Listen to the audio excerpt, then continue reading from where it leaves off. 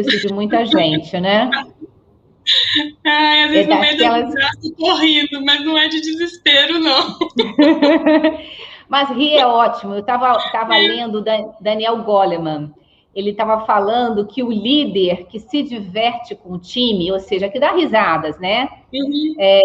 Pelo menos 3 vezes ao dia, mas não é de contar piada, que realmente se diverte, ri. Ele, tem uma chance de ter melhor performance do time dele. Olha que fantástico, né? Então, acho que o caminho é esse. Acho que faz sentido. Porque às vezes a gente tem situações muito difíceis, né, Sandra? Que se a gente não descomprimir, se você for levar tudo a ferro e fogo, você pira, assim, né? Então, às vezes a gente tá no meio de uma confusão, assim, gente, como é que a gente tá no meio disso? Aí a gente ri, né? E a gente ri, mas a gente vai sair disso, né? Então, isso que é importante. Nada é eterno, até a mudança é constante, né? Só mudança constante, mas nada é eterno o tempo todo. Verdade.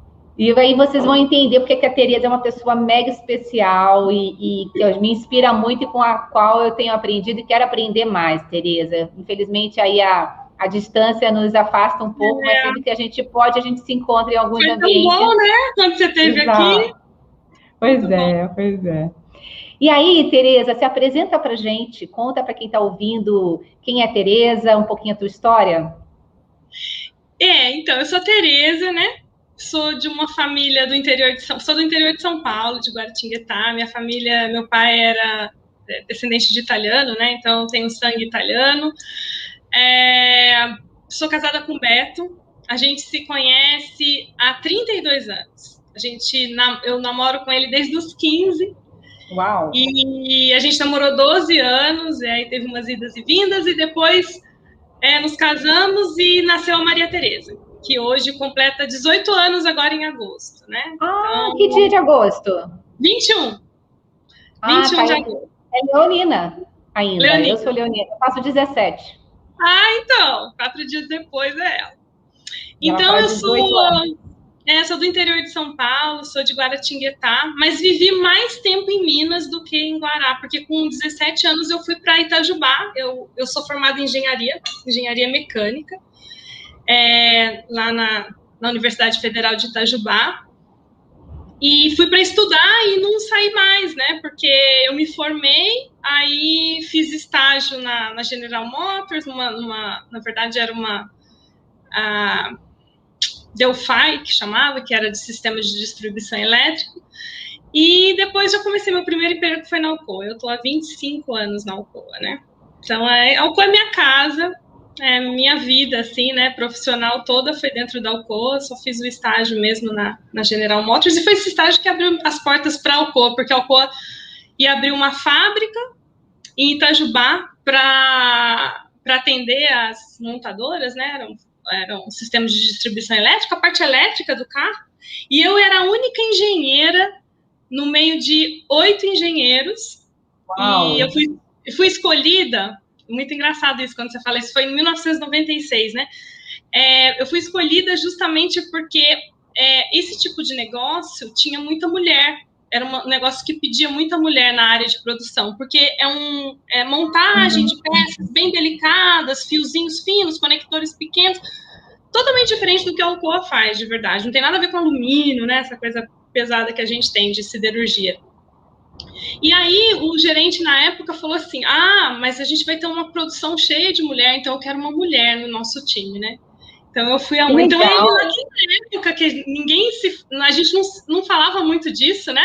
Ele já tinha essa visão, né? Focado na questão de ter mulheres na operação, mas de ter uma liderança feminina, né? Então foi muito legal, foi uma experiência incrível, assim. A gente foi uma startup de planta, né? Então a gente começou do zero, arrumou o prédio e contratamos as primeiras pessoas. A gente foi treinado nos Estados Unidos, no México, na Hungria. Então foi fantástico, né?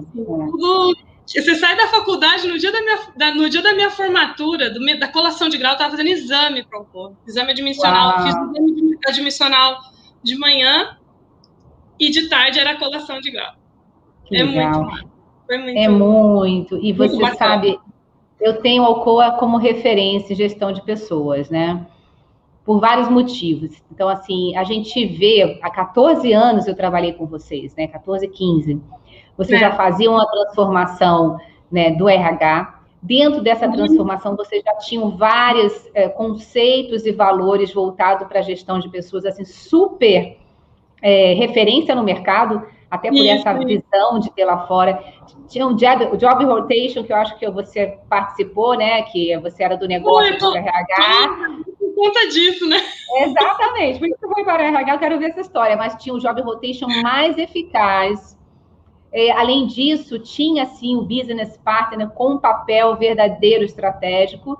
E, além disso, pessoas que eu adoro. Você, a Cris Junqueira, a Vânia Cabani, a Lê Feldberg e a Ellen Urich.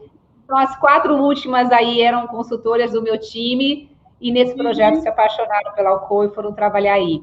E, na época, era o Franklin, né, que liderava aqui no Brasil, que também é um cara excepcional. Então, a empresa é feita de pessoas, né? E isso reflete a cultura da empresa, isso reflete a cultura da Alcoa e a preocupação que a Alcoa tem também com o meio ambiente, com sócio, com ESG, no modo geral, né, Tereza? Agora está na moda, né, o ESG, e a gente já fala disso há tanto tempo, só que não é esse nome, né? Então... Exato. Eu lembro que na fábrica vocês super monitoravam a gente com as questões de segurança. Então, assim, vocês eram muito vanguarda. Pode parecer besteira hoje, mas na época eu trabalhava com várias empresas do mesmo setor de resources, né? A gente falava de empresas de recursos naturais, que são empresas mais pesadas, mas vocês estavam bem à frente dessas todas. E aí uma engenheira acabar no RH, mulher, você vê como é que vocês já eram realmente vanguardistas, né? De ter uma mulher, de pensar, de trazer uma mulher engenheira para coordenar aí a operação, porque tinha muitas mulheres. Então, você vê a sensibilidade da liderança, né? Foi. Conta um pouco mais disso, como é que foi essa experiência de ser a primeira mulher nessa operação? E como é que seus colegas também lidavam com isso? Eles também já tinham essa cultura ou eram novos como você aí dentro da Alcoa? Todos novos, né?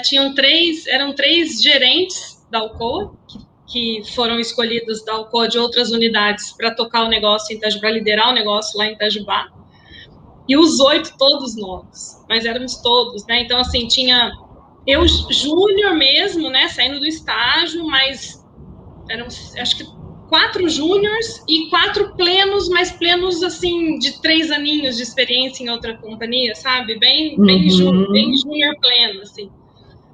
E foi fantástico, assim. Eu sempre estive muito acostumada com o ambiente masculino, porque eu fiz colégio técnico de eletrônica na Unesp, lá em Guará. Sim. Aí fui fazer engenharia mecânica, né? A pessoa não... Eram 6 mulheres. 6 mulheres numa turma de 96. Então, assim, é muito pouca mulher na época. E aí, essa questão do ambiente, eu realmente nunca não estranhei, porque eu já vinha desse ambiente. E, assim, a gente se dava bem, a gente viajou junto, a gente, sabe, um ambiente muito bacana, a gente tinha um espírito de equipe muito grande, esses 3 líderes são muito especiais, 2 já aposentaram, um ainda está na ativa. Referências, né, na minha vida profissional. Então, quando eu falo assim, por que uma das características, eu não tenho muito medo das coisas, né? Vamos fazer, não tenho muito medo de errar. E isso é graças ao meu primeiro líder, né? Ele falava assim, ele chegava e dava uma missão assim pra gente fazer, a gente falava assim, tá, mas a gente não sabe fazer. Ele disse, não, faz aí. Mas a gente ficava meio perdido, né? E aí ele falava assim, faz aí. Se der certo, joia. E se não der, eu venho aqui e ajudo vocês a consertarem. Então, assim, isso é poderoso demais, Sandra. Poderoso. Sabe? Essa autonomia. E você saber que o cara de verdade está contigo se der alguma coisa errada, sabe? Assim, com isso moldou muito a forma, né? Como eu faço gestão, como eu dou muita autonomia. E eu sou realmente um líder que está ali do lado. Se der alguma coisa, eu tô ali, né? E se der certo, joia, todo mundo tá feliz. E se der errado, a gente vai, cata os cacos aí. Claro que ele fazia isso com coisas a gente não fazia grandes besteiras, né? Porque ele olhava, claro, ele deixava a gente errar, né? Ele deixava, ele dava espaço, né? Então, quando isso há 25 anos atrás, hoje a gente está falando disso, né? De ter organização que tem espaço, que tenha uma abertura para as pessoas errarem. Porque isso faz com que você cresça, faz com que a criatividade aconteça, né? Então, assim, eu tenho muita consciência disso, né? Do quão privilegiada eu fui de ter líderes como eu tive no início da carreira, né? Que dava essa autonomia pra gente. E eu liderei uma operação de 800 pessoas, tinha 800 pessoas comigo no final, né? Então, assim, eu fiz a carreira em engenharia mecânica, supervisora, superintendente de produção, depois gerente industrial, responsável por toda a área de produção, manutenção, qualidade, tudo comigo, né? Tinha toda a grande... A dona da fábrica. A dona da fábrica. Só não estava comigo controladoria, engenharia era separado, né? Mas toda a operação comigo, né? E aí, o Job Rotation, né? Tinha um programa na UFOA que chamava Emerging Leaders. E a gente fez esse programa, eu fui, né, participei desse programa, tinha uns módulos, aqueles treinamentos maravilhosos, né? Em hotel, maravilhoso e tal.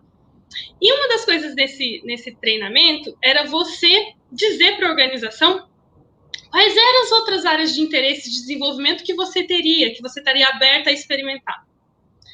E aí eu falei, putz, acho que RH é um negócio muito legal, porque eu trabalhava muito perto com a RH, que era mão de obra intensiva, então 800 funcionários, eu estava sempre ali, né? O RH trabalhava para mim o tempo todo, e eu muito conectada. E área financeira. Sou engenheira, né? Então, falei, bom, as duas áreas que eu toparia, que eu acho que seria legal para mim me desenvolver. Tive o privilégio, a sorte e o presente de ter o Franklin como meu mentor. Então, o Franklin Feder foi. Já naquela época? Já naquela época. Ele é muito especial. Então, e aí foi assim, a gente escolhia os mentores, né? Aí eu escolhi lá, botei 1, 2 e botei o Franklin em terceiro lugar. Acho que ele não sabe. Eu botei o Franklin em terceiro lugar, sabe? Eu falei assim, nunca que eu vou conseguir, né? Acho que eu não vou ter chance com o Franklin. E aí eu fiquei com ele, né? Então, fiquei muito, muito feliz. Foi um privilégio, foi ótimo, né? Para minha carreira. Então, uma coisa importante, né, é ter um bom mentor, né, para te guiar, para te dar, né, abrir as portas aí e abrir tua cabeça, teu olhar e tal. E aí, passou, Sandra. Passou uns 2 anos, mais ou menos, e abriu a oportunidade de gerente de RH em Itajubá. E eu com o diretor da planta atrás de uma gerente de RH. Aí ele vira e fala assim para mim, ei, naquele treinamento que você fez lá atrás e tal, você não falou que você queria experimentar recursos humanos? Daí eu falei, nossa, é verdade, nem lembrava. Nem lembrava, tô tão doida atrás da pessoa de RH, né, pra planta, eu não lembrava aqui, né? E aí ele falou assim, você não quer experimentar, né? Sei lá, você fica um tempo aí, 1 ano, 1 ano e meio, 2 anos. Eu falei, putz, acho que vai ser agora, né? E liguei pro Franklin, né? Franklin, o que você acha? Meu, é o que você tava querendo, não era? Tentar outra área e tal, não sei o quê. Liguei pro meu primeiro gestor, aquele que deixava a gente errar. Ele falou assim pra mim, vai pra RH. E depois você me conta... Não, olha só. E depois você me conta que tanta de maldade que esse RH faz. Brincando. Eu preciso saber todos os segredos e as maldades de RH. Eu falei, tá. Aí, preciso falar que não durou 2 anos, né? Essa história já tem aí... A gente está em 2021, meu Deus do céu, já tem 13 anos, mais ou menos. Metade da tua carreira RH e metade produção. Nossa, que fantástico. E assim, né, Tereza, eu acho que olhando aí, eu não fiz uma pesquisa, mas se a gente fizer, a gente confirma, você deve ter sido uma das primeiras mulheres no Brasil a comandar uma operação de produção. Fui. Porque existia uma certa barreira, né? No mercado, não na Alcoa. Tinha no mercado, né? E aí, assim, 96 foi quando eu entrei, né, na Alcoa. Aí, júnior e tal, eu assumi a gerência. Aí todas as minhas posições sempre foram de liderança. Eu já comecei como engenheira de produção, mas já era líder na produção. Depois eu virei supervisora, superintendente e tal. E em 2002 eu assumi a gerência industrial, que era essa completona, né? E em 2000 foi quando a Alcoa começou a falar da questão da mulher, né? Que foi quando veio a AWN, que é a nossa rede de afinidade, né? Verdade. Olha, em 2000, hein? Ano 2000. Então, a gente está falando disso há 21 anos, né? Então, ano 2000. E aí veio a AWN, né? A Alcoa criou, foi na época da gestão do Alan Belda. E aí eu fui líder da AWN no Brasil, fui líder da AWN em Itajubá, depois quando eu vim aqui para São Luís também. Então, assim, é um espaço que promovia realmente esse papel para a mulher, o espaço, né? É incrível. Então, assim, em 2000 veio começou a se falar disso, ninguém falava disso. E a gente achou aquilo tão esquisito, a gente nem sabia como é que fazia funcionar essa AWN, sabe? Você vai saber aqui da planta. Então, mas o que a gente faz? A gente vai fazer reunião. E vamos combinar que os problemas nem eram tão graves, porque olha só como é que já era à frente, né? E aberta às mulheres, né? Agora, Tereza, o que você não sabia quando você era gestora lá da planta, da produção, e virou líder, né, na planta e virou líder em RH? O que você não sabia? Não estou falando de processo, não estou falando de prática, mas do ponto de vista de entendimento desse universo de gestão de pessoas, que teve alguma sacada? Ou você já tinha esse viés? Como é que foi isso? Então, Sandra, assim, o que foi mais difícil para mim, de verdade, foi o processo. A questão da gestão, eu já estava muito dentro da coisa, né? Eu acho que o que mudou, eu posso falar para você assim, que mudou, né, na versão antiga agora, eu acho que eu era aquela líder assim, vamos fazer, vamos acontecer, né? Sempre fui assim, rindo, sempre a minha equipe, a gente fazia dessa forma, mas eu comprava umas brigas bobas, assim, sabe? E hoje eu falo assim, não precisava ter comprado aquela briga, né? Então, eu acho que uma navegação política. Tem a ver com a idade, né? Uma navegação política. Sabe, a coisa de fazer, a coisa de fazer a qualquer custo, né? Então, assim... então, eu comprava umas brigas, assim, que hoje eu falo assim, ixi, não precisava, né? Precisava ter comprado. Mas eu acho que é também por conta da quilometragem, né? E o processo de RH, porque eu tinha a ilusão que eu sabia tudo de RH. Porque eu estava muito próxima de RH, né? Porque eu achava que eu sabia tudo. Porque eu ficava ali com a gerente de RH, mas tem um bastidor de RH que a gente não vê, né? A gente que é cliente interno, você não vê. E aí, quando eu sentei lá, eu falei, caramba, e agora? E aí, a minha oportunidade de aprender mais sobre essa questão do RH foi que, infelizmente, né, eu assumi no final de 2006. Em 2008, teve aquela crise e a Alcoa teve que vender alguns ativos e ela se reposicionou estrategicamente no mercado e falou, vou vender tudo que não é core, né? E a gente não era core, a gente não era alumínio, né? E aí a gente foi vendido, era uma operação gigante, mundial, global, 27 mil funcionários. Tinha fábricas na Europa, nos Estados Unidos, no México, né? Era uma joint venture entre a Alcoa e a Fujikura do Japão, e aí a Alcoa botou à venda o negócio. Aí vendeu em meados de 2009, conseguiu efetivar a venda, e aí vendeu, né? Aí eu falei assim, bom, não sou mais a Alcoa. E aí a missão era, em 2 anos, tem que fazer a passagem, né? Sair de todos os sistemas da Alcoa, fazer essa transição para realmente essa operação ser uma operação standalone no Brasil. porque a gente usava, como Itajubá, a gente usava toda essa estrutura, né, de central de serviços compartilhados em postos, você conhece. Você ajudou a montar o desenho. Aí, Sandra, sabe o que eu tive que fazer? Internalizar tudo. Rodar folha dentro voltar da planta. tudo pro passado. Botar atendente. Depois que você migra para um cenário evoluído, você voltar para o passado é dolorido, né? Aí, entregar o lerite, Sandra, eu não acreditava. Nossa! Eu ia ter que voltar a entregar os operadores naquela época, eles imprimiam o lerite no quiosque, né? Eu lembro do dia que a gente estava lá inaugurando o quiosque para produção.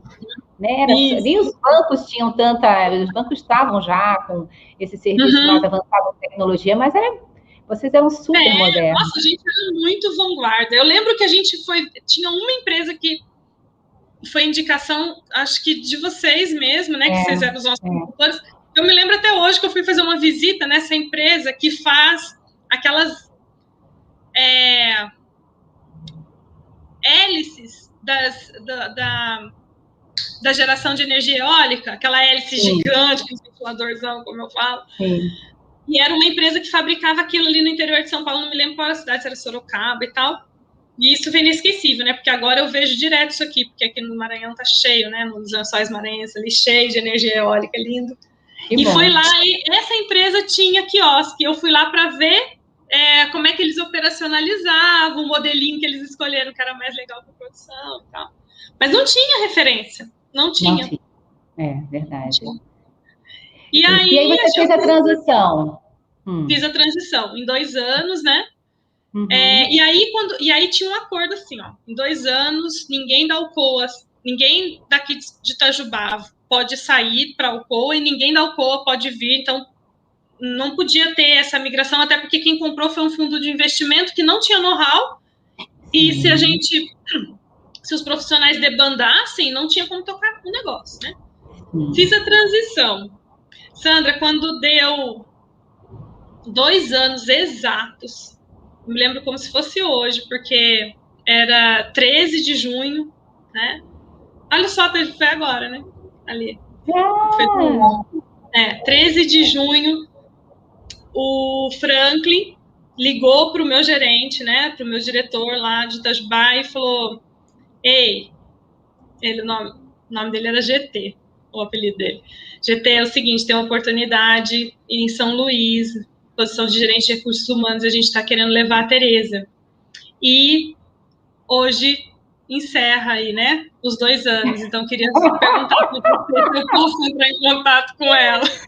Ai, quem espera sempre alcança. Pois é, foi muito engraçado, porque... Que reconhecimento lindo, né? Esse é o melhor reconhecimento. E aí, Silvia me ligou, menina. Silvia Dias, querida. Querida muito, né? Nossa, não posso nem falar, que não tem nem jeito de falar. Ela me ligou para falar da oportunidade um pouco antes, que foi em maio, final de maio. Eu tinha acabado de voltar da Argentina, tinha acabado de comprar minha casa nova lá em Itajubá. Fazia 4 meses que eu estava morando na casa. Tinha voltado de uma viagem na Argentina. Estava de férias, ela me liga. Aí eu, oi, Silvia, eu tô assim, tudo bem? Nossa, quanto tempo e tal. Aí ela virou e falou assim para mim, você quer ter uma oportunidade, Tereza, assim, assim, assim, assim. Eu fiquei sem chão na hora, né? E falei assim, meu Deus do céu. Aí eu falei, se você quer, eu falei, quero. E você vem? Vou. Desliguei o telefone, Sandra do céu. Você vê o tanto que eu chorei. Que eu falava pro Beto assim, eu não quero ir. Aí ele falou assim, e por que você falou que queria? Não tinha como eu falar que eu não queria. É engraçado como a gente se apaixona pelas pessoas, né? Isso que eu falo muito, que a empresa não é o CNPJ, é o CPF. Aí um Franklin da vida liga lá para o seu diretor. A Silvia te liga. Como é que você diz não para pessoas tão significativas na tua trajetória, na tua vida? Franklin foi teu mentor, né? Então eu entendo que saia justa você estava. E aí, aí entra a história da Maria Tereza, né? Sim. Porque nesse ela já tinha nascido? Já. Maria Tereza nasceu em 2003. 2003, tá. Então, ela estava aí com 7, 8 anos já, né? Isso foi em 2011. Então, assim, 2009, 2008 botou a venda, 2009 vendeu, 2011, 13 de junho de 2011, terminou o SLA, né? Que a gente tinha o castigo que a gente tinha que pagar de 2 anos, né? Que não podia ir ninguém para lá nem. E aí, essa foi uma dúvida muito grande, né? Porque ela é especial, então Maria Tereza não enxerga, não anda, precisa de cuidados o tempo todo, é uma menina feliz, né? Mas tem muitas questões aí envolvidas e ela precisa de assistência 24 horas. 24 horas, mas assim, não ela dorme, né? Ela não é independente, né? Exatamente. Então, a gente tem que dar comida, a gente tem que trocar, ela usa fralda, né? Ela cadeira de roda, ela não se alimenta sozinha. Ela gosta de música, você tem que botar música o dia inteirinho para ela. Que delícia! Ela fica pedindo música. E aí eu já tinha uma estrutura, né, Sandra, que me ajudava muito, né? Lá em Itajubá, estava tudo montado. E eu falei assim, meu Deus, como é que eu vou para uma terra estranha, né? Você foi corajosa. Sem ninguém, longe da família, né? Meu pai tinha acabado de descobrir um câncer, fazia 3 meses. Aí eu fui lá falar com ele, né? Falei, pai, surgiu isso, eu não quero deixar você. Ele falou assim, esse é o teu caminho, eu já vivi o que eu tinha para viver. E isso aqui vai passar, né? E então foi muito difícil, né? Mas aí eu vim para cá, vi o que era, né, a proposta, o sonho, né, a Lumar, a maior do sistema, né? Então, assim, todo mundo queria trabalhar na Lumar, né? Porque era a mais poderosa do grupo, né? Sempre foi a planta e tal. E aí eu vim, adorei, eu adoro calor, né? O Beto nem tanto, mas eu adoro calor. E vim, né, em 2011. E tô até hoje, né, aqui. Os desafios foram mudando de lugar, né? Sempre em RH, mas a gente teve várias questões aí eu assumi desafios diferentes estando em RH, mas assumi postos um tempo. Hoje estou com liderança de treinamento e desenvolvimento na região, então sempre, né, diversificando, né? Então, está sendo... A jornada é super legal, assim, né? A gente está sempre aprendendo, a Alcoa proporciona isso, né, pra gente. Assim. Com certeza. Mas você vale ouro, né? Porque você tem 2 competências incríveis. Você veio do negócio, com uma formação muito forte do negócio, e com tanto tempo em RH. Então, metade RH, metade negócio, numa situação que a gente vive hoje, né, Tereza, onde gerir pessoas é importante, a gente sabe que a gente não entrega nada sem as pessoas, mas também esse RH não pode ser descolado, ele tem que entender a dor, tem que entender o dia a dia. Então, acho que você tem todos esses elementos. Então, você vale ouro e por isso essa busca da Silvia e do Franklin em você. Então, está tudo explicado. Agora, pode falar. E a Alcoa, assim, Sandra, não tem como falar, né, assim, não tem como não falar da minha vida sem falar da Alcoa, né, então, o nascimento da Maria Tereza nasceu prematura, né, de 5 meses, 24 semanas.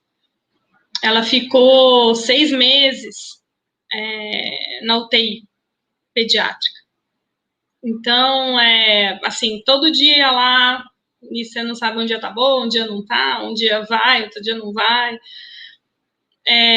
Foi um aprendizado, mas a segurança, o que a Alcoa fez para que eu e ela, né, tivéssemos o tratamento que tivemos, o apoio que tivemos, é um negócio, assim, impensável, sabe? Na época, né, eu falo isso e falo e agradeço, e as pessoas sabem disso, assim, o plano médico daquela época, ele não era esse plano médico de agora, né? Era um plano médico mais restrito, assim. E aí quando eu cheguei, eu dei a luz no interior de São Paulo, em Guará. Eu fui lá pro Dia dos Pais. Maria Tereza nasceu em dezembro, ela nasceu no Dia dos Pais, em agosto. Então, só para você ter uma noção de time, né? Eu não tinha feito enxoval, não tinha feito nada. Eu falava assim, gente, a menina não tem roupa. As coisas que eu pensava, louca. E aí, a Alcoa, assim, pagou tudo, cara. Tudo em custo operacional, não foi o plano, sabe? Foi, assim, decisão de negócio, vamos pagar. Então, pagaram o TI dela em custo operacional, UTI minha também, que eu fui parar na UTI também. Então, foi um negócio, assim, que não é qualquer empresa que faz isso, Sandra. Não é. Né? Então, assim, eu tinha um plano, mas que esse especificamente não cobriria, e eles não pestanejaram. Sabe que você não... eu e o Beto e a minha família, você... em nenhum momento você tem que falar assim, nossa, quem que vai pagar essa conta? Sabe por quê? Porque o RH da época ligou e falou assim, vai ficar tudo bem, a gente vai resolver esse negócio. Então, como é que você... Porque tudo que você não podia no assim, momento... né? Exatamente, tudo que você não podia no momento é ter uma preocupação com o dinheiro, né? Você estava ali numa preocupação com a sua vida, a vida da sua filha, e realmente isso faz muita diferença. Olha, eu acho que conta no dedo uma empresa que tem uma atitude dessa, com certeza é a atitude da liderança, né? A liderança da hora, tem a ver com os valores e cultura da Alcoa, que a gente conhece, e é um zelar, um cuidar do teu profissional, né? No momento que ele mais precisa. A gente fala tanto de jornada, né? Os momentos que importam. Gente, que momento mais importa, que é um momento difícil que você viveu, de saúde, de doença. Nossa, que empatia, né? Fantástica. Não, uma coisa impressionante, né? Quem cuidou de mim, né? Quem era o RH era a Célia Oliveira, que era o RH, né? Que está com a gente até hoje como consultora lá em Juruti. Mas, assim, foi de um cuidado, né? De uma atenção, de tudo, sabe, Sandra? Eu até me emociono porque, assim, eu tava lá, né, à mercê, uma UTI, você sabe qual é a diária de uma UTI, né? Então, assim, é um negócio impressionante, como eu não tive um negócio, sabe aquelas coisas assim, olha, tem que esperar autorização, sabe aquelas coisas de plano médico? Nada. Que fantástico. Nada. Fantástico. Então, assim, isso, quando a gente fala de cultura, né, de cultura organizacional, que você fala, quem faz a cultura são as pessoas e principalmente, né, a liderança. Então, a liderança tomou essa decisão, né? A liderança que fez isso. Então, aí a organização toda fala assim, nossa, é assim que faz, né? É um modelo, né? Exato. E eu trago isso comigo até hoje, né? Então, assim, essa nossa cultura de cuidar das pessoas, ela é de verdade, né? E a gente faz isso com todo mundo, né? E eu nunca tinha passado por isso, né? Eu via a Alcoa fazendo alguns movimentos nesse sentido, né? Como eu era, nessa época, eu ainda era gerente industrial, então eu sabia dessa questão. Mas até acontecer com você e a dimensão que foi o meu caso, né? Foi um negócio... E hoje eu trago isso para mim, né? A gente traz isso, né? Os líderes, nós líderes, assim, independente de quem esse care, né? É de verdade, né? Ainda mais agora no Covid. Né? Então, assim, mais do que nunca a gente está fazendo um monte de coisa legal, né? Para acolher, para tratar, para cuidar, porque é um momento inimaginável, né? Inimaginável. É um momento de maior vulnerabilidade, né, da gente, ainda mais quando se trata de filho, né, Tereza? Assim, quem é pai e mãe sabe, seja filho de barriga, filho de não barriga. Eu tenho filho de barriga e não barriga. Ser um papel de pai, de mãe, de tio, de responsável por aquele ser, e você ter todo esse suporte. E aí é isso que também, foi por isso que você não conseguiu dizer não para a Silvia e para o Franklin, né?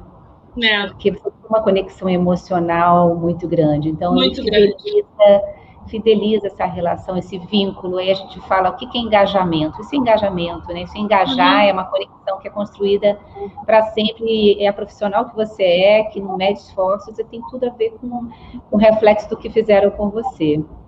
E aí tem uma questão que a gente fala muito hoje de diversidade.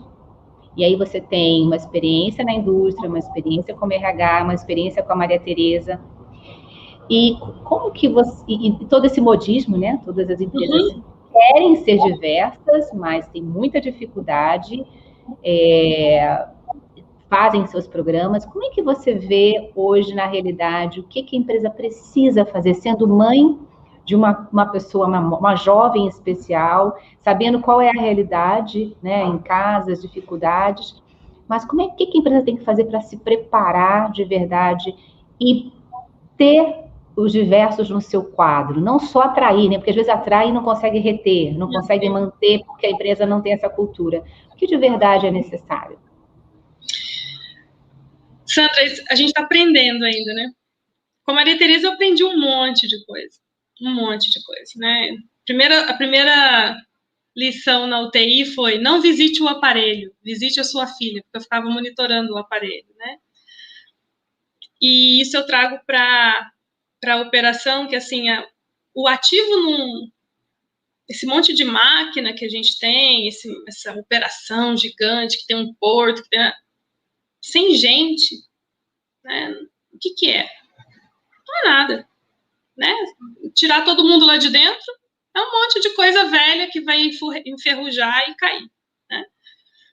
Então, a primeira lição da Teté foi essa, né? Que, assim, e que foi a intensivista, né? A diretora da UTI, que falou para mim: minha filha, para de visitar o aparelho, porque ela ficava pitando aquilo. Eu ficava assim: tá pitando, tá pitando, tá pitando. Ela falou assim: vem visitar sua filha que eu cuido dos aparelhos, né? Então, eu acho que a primeira lição foi essa, né, dela. A questão da diversidade tem muito oba-oba, né, Sandra? Assim, muita coisa de gente que fala faz porque tá na moda. Eu acho que para a coisa acontecer de verdade, a primeira coisa que tem que ser a liderança, de novo, né? A cultura, e aí vem da onde que nasce a cultura e onde é que você faz a transformação. É a liderança que é responsável por isso, é ela que dá o tom. Precisa querer de verdade. E eu tenho a sorte de trabalhar numa empresa que a liderança quer de verdade e precisa e acredita. E aí as coisas vão acontecendo. E aí você vai tendo amparo, vai tendo, né, ferramentas, vai tendo apoio para a coisa acontecer. A gente, como RH, é um serviço, né, que a gente presta para a organização. Então, assim, vamos atrás de profissionais mulheres, vamos atrás das pessoas com deficiência, vamos ensinar a turma como é que a gente faz isso, mas a gente é só um vetor. A coisa ela acontece quando ela vem realmente da liderança. Se for uma matéria de RH, não vai acontecer, Sandra. Um RH não faz verão. Definitivamente.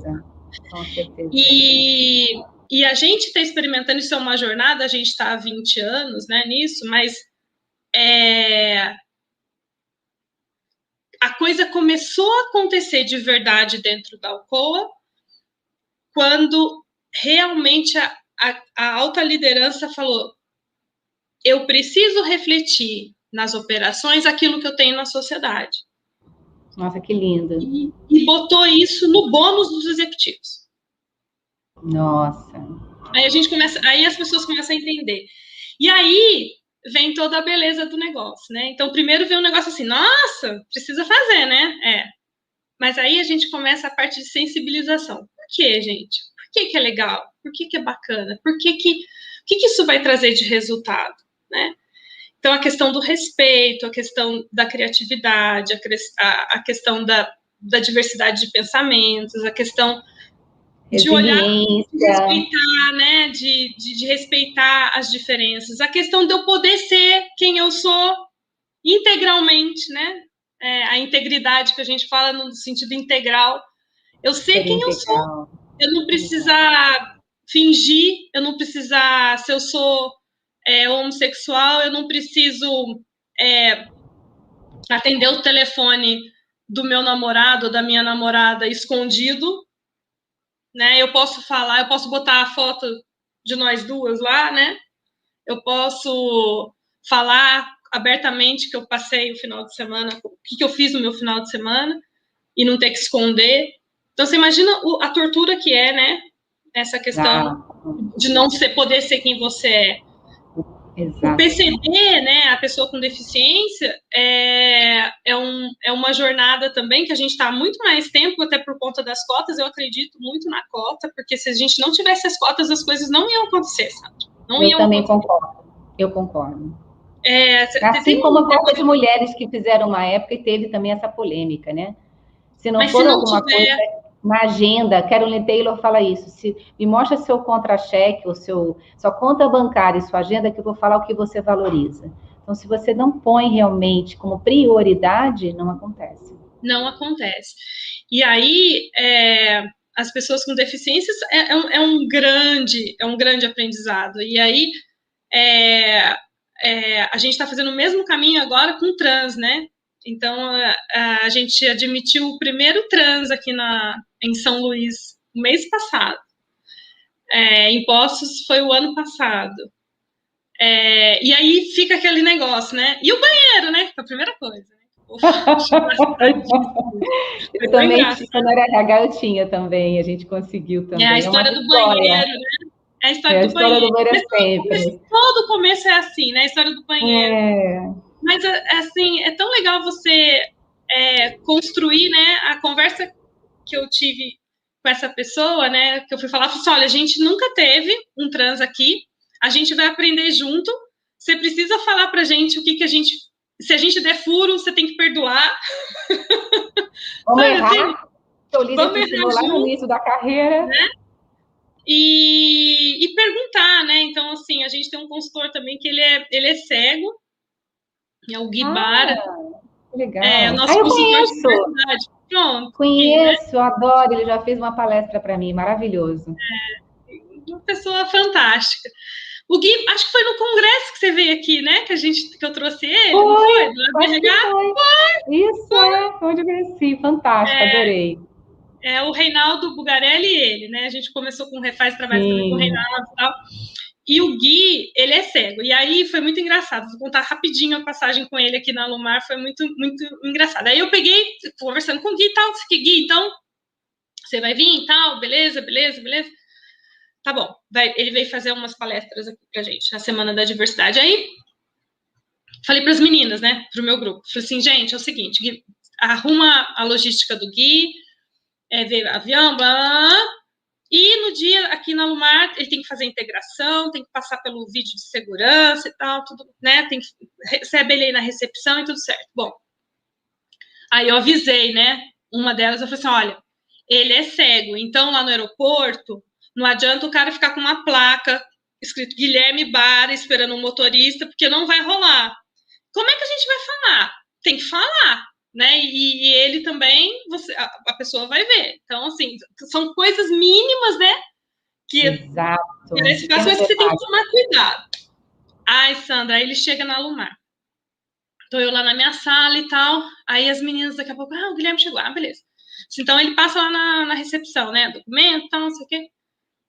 Aí elas falaram assim, pronto, ele já tá bem, né? Eu só vou lá receber, então. Ele já fez todos esses trâmites, tudo, vou lá receber ele na recepção. Cheguei lá, falei, tava a recepcionista, essa menina que me ajudou, e ele. E eu falei assim, então, tudo certo? Já assistiu o vídeo? Aí as meninas assim. Sabe assim? Eu falei assim, gente, assistiu o vídeo. Elas. Tipo, e o Gui leva isso numa boa, né? Ele deve ter rido na hora, né?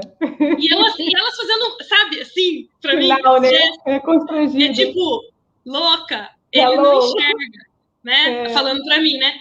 Eu falei assim, gente, ele é cego, mas ele pode assistir o vídeo, porque o nosso vídeo, ele é todo narrado, ele já é. Né? Então, assim, a gente nunca recebeu um cego lá, Sandra. Aí ficou todo mundo perdido. Então, imagina se eu vou botar o cara pra assistir televisão. Não vou, né? Sim. E aí a gente fica cheio de dedos, né? E a gente fica cheio de dedos. E quando eles educam a gente de que, assim, relaxa, as coisas não são bem assim, né? E como eu tenho muita intimidade com o Gui, eu falei, Gui, elas estão aqui fazendo tudo isso que eu contei pra você. Eu falei pra eles, elas estão aqui fazendo coisa tipo, você é cego, como é que você vai assistir? Aí ele, meu Deus do céu, não sei o que, e a gente riu, né? Mas é pra ver como que isso traz aprendizado, né? Como que isso deixa a gente ser, a gente se torna melhor, a gente começa a prestar atenção em coisas que a gente não prestava, a gente começa a se tocar de coisas que a gente não se tocava. Né? A coisa do viés inconsciente, né? Que agora é um nome bonito para preconceito também, né? Que a gente tem, né? A gente tem mesmo. Então, assim, essa é a riqueza da diversidade, né? Nisso que eu acredito, que a gente se torna melhor, tudo isso é traquejo, tudo isso é coisa que você está aprendendo, é jeito de, né, de fazer e se adequar, e a gente se adequar, e a gente perguntar, e a gente ter humildade de falar, não sei. Exato. Não é tão bonito isso, né? Quando você se mostra vulnerável, é tão rico, isso é tão poderoso, né? Mostrar vulnerabilidade. A gente, como líder, fala assim, cara, eu não sei, eu não tenho a resposta. Isso é poderoso demais. E a diversidade traz isso, né? Porque normalmente são temas que você não está acostumado, você tem que se colocar de uma forma vulnerável, porque de fato você está, né? Você não sabe tudo. Claro, e aí é onde você, no contato com a diversidade, que você desenvolve competências, porque você aprende a ter outra perspectiva, né? A própria empatia, a neurociência traz, né? Eu não sou empático, mas eu posso ser, eu posso aprender. Mas para eu aprender, eu tenho que lidar com o diferente. Eu tenho que entender outras perspectivas. Se eu olhar sempre com o meu óculos, eu nunca vou ser empática, nunca. Se eu ficar ali sentada no meu sofá assistindo um filme, sempre falo isso, né? Um filme de esquimós, eu vou achar que é friozinho, mas eu nunca tive no iglu. Então, essa convivência com o diverso é que ajuda a gente a desenvolver várias competências de empatia, até competências socioemocionais, relacionamento interpessoal, que tem gente que tem dificuldade, e até resiliência, entender, cara, olha aqui, o Gui veio, né, com a deficiência visual dele, de outra cidade, sentou aqui, está vindo aqui trabalhando, me ensinando, e eu, às vezes, também, no meu dia a dia do trabalho, reclamo por coisas, às vezes, também tão pequenas. E você é um exemplo, né, Tereza? Porque lidar com toda essa adaptação da Maria Tereza no início, depois mudar de cidade, outra adaptação, não é um processo fácil, né? E lidar com o dia a dia. E você traz isso de uma forma alegre, você traz isso com orgulho, você traz isso com uma missão que você sabe, com uma escolha. E eu falei para você, a gente conversando outro dia, que eu sou espírita e eu acredito que os filhos escolhem a gente. Não somos nós que escolhemos ele. E aí você entende o privilégio de ser escolhida pela Maria Tereza? Assim, eu vou ali naquele casal ali, porque aquele casal vai fazer por mim o que eu preciso, né? Então, isso é uma dádiva. E aí, isso reflete a Tereza que a gente conhece. Às vezes a gente acha a Tereza, conhece a Tereza e fala, nossa, que mulher incrível, que mulher fantástica, que mulher bem-humorada, inteligente. Mas a gente não sabe o que construiu a Maria Tereza. Foi esse conjunto de experiências, né? A formação que ela teve na família dela, quando filha, e você trouxe um pouquinho do seu pai, e essa história, essa sua jornada, tanto na tua vida profissional quanto pessoal, e o Beto aí, que você também traz como seu parceiraço aí de tudo, né? Então, as pessoas querem ser diferente, mas elas não se jogam, não se misturam, vamos falar assim, né? Não se misturam, não se permitem errar e ter novas experiências. Mas se eu não souber o que falar para uma pessoa que é deficiente visual, vai falar errado, depois você vai aprender, ele mesmo vai te ensinar. Não é isso que você está falando? Exatamente. Mas a gente precisa para se tornar melhor, sim, como pessoa, né? E o nosso cliente também, vocês são B2B, mas assim, a maioria das empresas também B2B lida com outras pessoas, mas tem o B2C. Eu só também consigo pensar no cliente que são as mesmas pessoas do nosso dia a dia, que vivem as coisas que a gente vive. É gente como a gente, né? Então, eu acho que a gente fica mistificando, às vezes, Sandra. Eu acho que Sei, é todo mundo gente, sabe? Todo mundo tem vulnerabilidade, todo mundo... Maria Tereza me ensinou muito, né? Assim, não tem nem jeito. Quando eu vim com 2 babás. Eu trouxe as 2 babás, pedi para elas virem comigo. Claro que elas não iam morar aqui comigo, mas minimamente para poder treinar as outras, né? Não foi fácil, mas foi muito rico, foi muito bom, né? Então, assim, um monte de lição que eu aprendi com a Teté, né? Então, assim, desde não visitar o aparelho, que não foi com ela, mas foi por causa dela. A outra foi que é um dia de cada vez, que é com ela também, né? Porque cada dia que eu chegava naquela UTI, um dia a notícia era boa, outro dia nem tanto, né? Me lembro um dia que a médica falou assim pra mim, ela não tá bem não, viu? Ela ficou cianótica. Aquela habilidade, né, que às vezes alguns médicos não têm, né? Exato. E aí eu saí, assim, no ar, assim. Eu tinha só 15 minutos com ela todo dia. Eu ficava 15 minutos com ela e o Beto ficava 15. A gente não podia ficar junto, era cheio de... Eu saí, peguei o telefone, liguei pra minha... Só tinha meia hora com ela por dia, naquela época. Não tinha esse negócio de UTI humanizada, nada disso, né? Ela toda ligadinha em aparelho, entubada, aquela coisa. E UTI pequenininha, né? Ela tinha 400 gramas, ela nasceu com 400 gramas. Então, ela dormia em cima de uma luva cirúrgica, com água morna. E ela em cima daquela luva cirúrgica, dentro da incubadora. Um negócio impensável, assim. E eu tava completamente fora, né, do ar. E tinha uma médica que realmente ela era bem difícil, assim, é bem insensível, bem despreparada para estar onde estava, né? E aí eu passei a mão no telefone, liguei para uma amiga minha que é médica, pediatra, inclusive a madrinha da Maria Tereza, e falei, cara, a Maria Tereza vai morrer. Ela falou, o que aconteceu, Tereza? A mulher falou que ela ficou cianótica. O que é cianótica? Aí a Débora, calma, Tereza, ela ficou roxa. Ela deve ter perdido o ar. Fica tranquila, que o quadro é normal. Deve ter perdido o ar. Mas é a forma de falar, né? Forma de falar. E aí, depois eu vim a falta de empatia, né? E aí as coisas vão acontecendo, né? Então, hoje, eu lido com isso muito bem, mas não foi fácil, Sandra. Não, né? Assim, teve muito choro, ainda tem muita preocupação, né? Você fala assim, o que te tira o sono hoje? O que me tira o sono é como vai ser o futuro dela. Porque, naturalmente, eu vou antes. Quem vai ficar com ela? E eu não tive outro filho, né?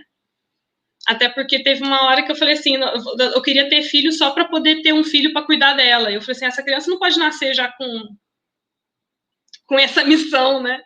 Não é justo.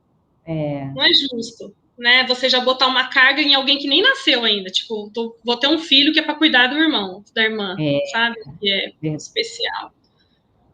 Decisão, né? Então, assim, mas não tem. Então, isso me tira o sono, assim, que vai ser dela, né? Quem vai cuidar dela? É um negócio. Mas eu não deixo isso me consumir, Sandra, de verdade. Claro. Eu não deixo, sabe? Eu vivo, eu pretendo, eu procuro dar para ela a melhor qualidade de vida possível. Ela é muito feliz no que ela faz, ela é muito feliz, assim, do jeito que ela vive, né? Exato. Então, assim, é uma rotina simples. Ela brinca o tempo todo, ela tem 18 anos, mas é como se fosse um bebê, ela escuta musiquinha, ela brinca, ela fala, mas ela é muito feliz, assim. Então, com certeza. Ok, né? E aí isso traz a questão de que, assim, as coisas não precisam ser perfeitas para serem bacanas, sabe? Então, isso também me trouxe. Porque eu era muito perfeccionista, eu ainda sou, mas eu sou muito mais realista hoje do que antigamente. Porque, assim, a perfeição não tem tanta beleza assim, sabe? Não tem. A beleza está nessa coisa meio imperfeita que a gente né? Então, isso, ela me ensinou muito. Eu imagino, e essa provocação que você está trazendo aí, né, Tereza, que a gente tem que ser feliz hoje, né? vamos viver hoje. E com certeza tem a família, com certeza tem a madrinha, mas você, hoje em dia, a gente fala de a nossa saúde hoje é outra, a nossa longevidade é outra, e eu tenho certeza que você vai viver muito, você e o Beto, para cuidarem, darem todo o amor que a Maria da Tereza já tem, e continuarem aí o trabalho lindo que vocês fizeram e que ela fez também, porque ela transformou as pessoas que vocês são, né? E esse verdade. amor todo. E, às vezes, e que sirva de reflexão, né? Eu sempre tento ver as coisas na vida, o meu copo cheio, né?